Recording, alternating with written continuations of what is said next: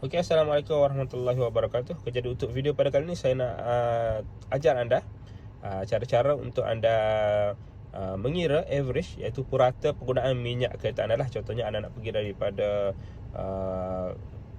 Kota Baru ke Kuala Lumpur contohnya, anda nak tahu berapa penggunaan minyak kereta anda. Okey, jadi sebelum memula perjalanan tu anda perlu reset sesuatu. Jadi dalam video ni saya nak ajar anda macam mana cara untuk anda buat benda tu lah. Contohnya sebab anda nak tahu penggunaan minyak kereta anda banyak mana bila sampai ke Kuala Lumpur nanti. Okey, jadi maklumat tu ada di bahagian multi info display ni.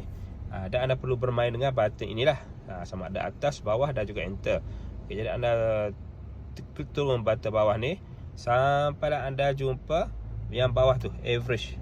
Jadi ini adalah average penggunaan minyak saya, 12.7 km per liter. Okay, jadi sebelum anda memula perjalanan anda tu, anda perlu reset dulu benda ni. Jadi macam mana cara nak resetnya? Anda perlu tekan saja button enter ni selama beberapa saat. Okey, dia dah jadi kosong. Jadi average untuk perjalanan anda yang seterusnya, anda boleh tengok di sinilah. Bila dah sampai kat tempat tuju tu, contohnya di Kuala Lumpur, anda tengok berapa average penggunaan minyak anda. Okey, belajar sesuatu, sila komen. Assalamualaikum.